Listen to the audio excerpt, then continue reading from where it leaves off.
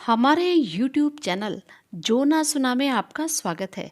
मैं वंदना वर्मा अपनी कहानियों में से आपके लिए एक कहानी लेकर आई हूँ।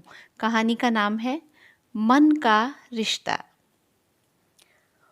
उन दिनों डॉक्टर आकृति की पोस्टिंग जिले के सरकारी अस्पताल में थी।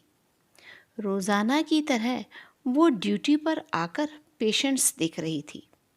करीब 1 घंटे बाद एक औरत जिसकी उम्र करीब 30-32 साल की होगी, एक 3 साल की बच्ची को गोद में लेकर उसके सामने बैठी थी। डॉक्टर आकृति ने पूछा, क्या तकलीफ है बच्ची को? वो बोली, मैडम, इसकी स्किन पर लाल रैशेस हो गए हैं। 3-4 दिन हो गए, ठीक ही नहीं हो रहे।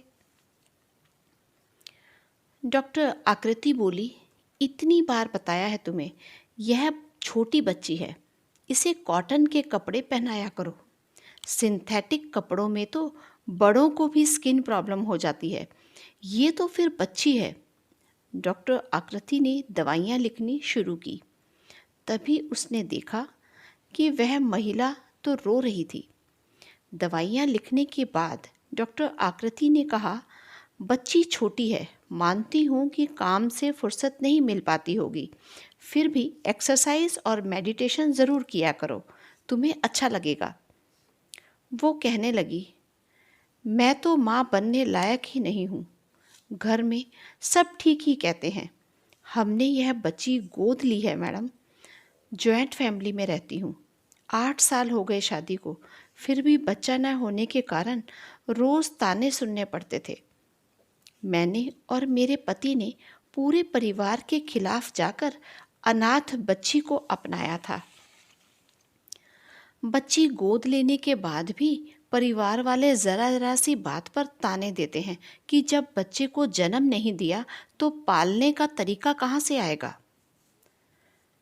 डॉक्टर आकृति सोच रही थी, जब भी किसी महिला को लकीर से हटकर कुछ करना पड़ता है तो उसे घर और बाहर बहुत जगहों पर मानसिक दुविधाओं का सामना करना पड़ता है।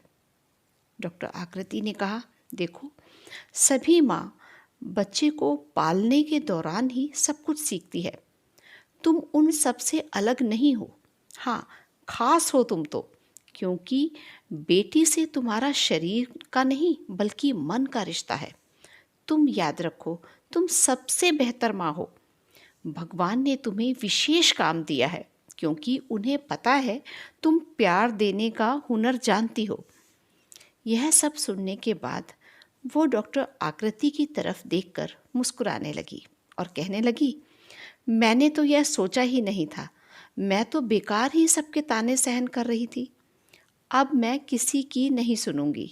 मेरे बच्चे के लिए क्या सही है, मैं ही सबसे बेहतर जानती हूँ। डॉक्टर आकृति ने अपने अनुभव से उसकी ज़िंदगी में मुस्कुराहट ला दी थी।